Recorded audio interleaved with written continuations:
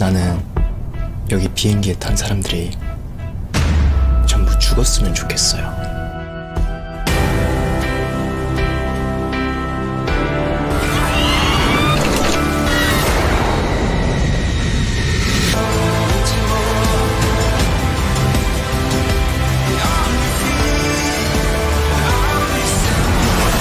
더 이상 버틸 수 없을 것 같습니다.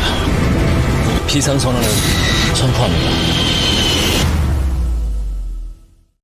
안녕하세요, 주피터입니다. 이제는 최신 영화 리뷰도 함께 해보려고 하는데요. 이 영화 다시 볼 수 있을지, N차 관람이 가능한지 이야기해보려고 합니다. 첫 번째 영화는 8월 3일에 개봉한 비상선언입니다. 가장 최근에 본 영화라서 먼저 시작해보려고 하고요. 저는 비상선언을 관객이 가장 붐비는 토요일 저녁 롯데시네마 월드타워점에서 관람했습니다. 저는 사람들이 너무 붐비는 걸 별로 안 좋아해서 프라임타임 때 영화를 잘 보러 가지 않는데요. 이번엔 시간이 그때밖에 되지 않아서 어쩔 수 없이 토요일 저녁에 봤습니다. 네이버 평점을 보시면 한재린 감독님 작품이라고 생각되지 않을 정도로 낮은 점수와 호평들이 많아서 기대 없이 보러 갔고요. 그리고 재미없으면 한숨 자야겠다 생각하고 영화를 봤습니다. 관객은 거의 꽉 차 있어서 빈좌석이 거의 없었고요. 영화는 비상선언의 의미를 설명해주며 시작합니다. 먼저 결과를 말씀드리면 저는 지독한 호평들을 보고 영화를 보러 가서인지 이 영화가 그렇게 이상한가? 이 정도면 평작 이상은 되는데 라고 생각을 했고요. 한재린 감독님이 그렇게 영화를 막 만드시는 분 아니시잖아요. 친구 여행 같은 지인들이 같이 보고 싶다고 한다면 한 번 정도는 더 볼 수 있는 영화라고 생각합니다. 이렇게 저평가받을 작품은 아니지 않나 생각해봤어요.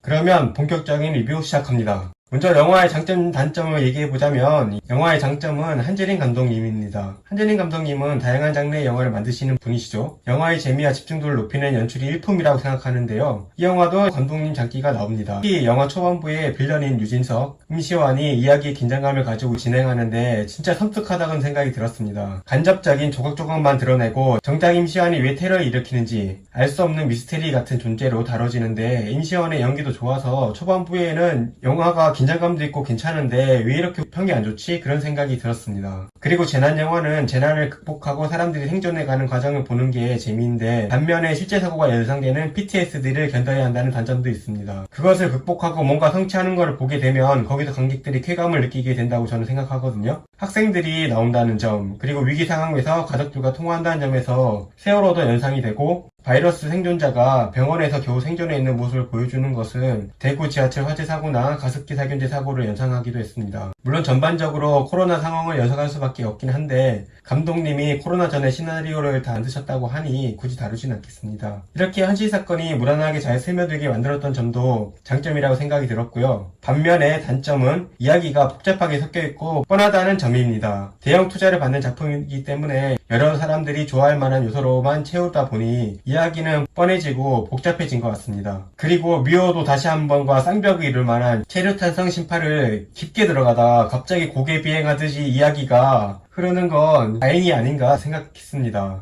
저는 이 영화를 보면서 가장 연상되는 영화는 폴 그린그래스 감독님의 플라이트 93이었습니다. 승객들이 죽음을 직감하고 각자 휴대폰과 비행기 전화기로 가족들과 통화하는 장면은 영화를 보면서 눈물을 엄청 흘렸던 기억이 있습니다. 비상선언에서도 비슷한 장면이 나오는데요. 바이러스가 지상에 있는 사람들에게 전염되는 것을 막기 위해서 착륙하지 않기로 승객들이 합의를 하고 각자의 가족들과 통화를 합니다. 여기서 눈물을 흘리실 분들이 많을 거라고 저는 생각이 드는데요. 저도 플라이트 93을 연상하면서 이런 식의 전개가 될 거라 예상을 했음에도 불구하고 엄청 슬픈 감정이 밀려오더라고요. 하지만 승객들은 비행기에서 더 연결이 안 될 것 같은 화상통화로 1인칭 시점에서 통화를 하는 장면이 나오는데 너무 눈물 짜내기가 아닌가 생각이 들었어요. 그래도 큰 자본이 들어간 상업 영화는 이 정도는 할 수 있다, 가능하다라고 생각은 하고 이렇게 영화가 마무리되나 생각을 했는데 거기서 갑자기 새로운 이야기가 전개되더라고요. 그리고 해피엔딩을 위해서 달려가는데 갑자기? 이런 생각이 들었고 그런 과정이 좀 피로해지더라고요. 이런 점들이 관객들에게 호응을 못 얻은 것 같습니다. 새로 전개되는 이야기가 신선하지도 않고 예측 가능한 흐름으로 진행하다 보니 더욱 아쉬웠습니다. 또 제가 납득충이어서 이상했던 것은 이미 지상에서 송강호에게 바이러스가 투여가 됐으니까 아니라 이미 한국 땅에도 바이러스 환자가 생긴 거고 이렇게 되면 방호복을 입은 의료진에게 전염이 될 수도 있고 영화에서는 잠복기가 짧고 전염이 엄청 빠르다고 얘기해 줬거든요. 그리고 공기를 통해서 전염이 될 수 있으니 비행기가 내린 거랑 큰 차이가 있나 생각이 들었습니다. 비행기가 내리면 비행기를 다 전면 통제하고 방호복 입은 의료진이 투입된다면 이게 송강호가 바이러스 걸린 거랑 큰 차이가 있나 이런 생각이 들었어요. 그리고 주인공들은 절대 죽지 않죠. 저도 송강호도 그렇고 다른 주인공들도 절대 죽지 않을 거라 생각했고요. 역시나 안 죽더라고요. 그리고 마지막으로 비상선언을 왜 이렇게 늦게 선포하지 이런 생각이 들었는데요. 영화 시작 때 비상선언을 하면 모든 행위의 우선권을 비상선언을 한 비행기한테 준다고 설명을 해주거든요. 그런데 미국이나 일본까지 가서야 그때 비상선언을 하는 이유가 뭘까? 그리고 비상선언을 해도 달라지는 거 없더라고요. 자위대가 취격해서 위협 사격을 하는 등 절대 착륙을 허락하지 않았고요. 결국 비상선언을 한 거나 안 한 거나 큰 차이가 없었거든요. 이 비상선언이 진짜 대단한 행위인가? 라는 의문이 들었습니다. 그리고 너무 많은 유명한 배우들이 나오는데 굳이 그럴 필요가 있었나? 조연들은 다른 신선한 느낌을 주는 배우들이 나와도 좋지 않았을까 이런 생각을 했습니다.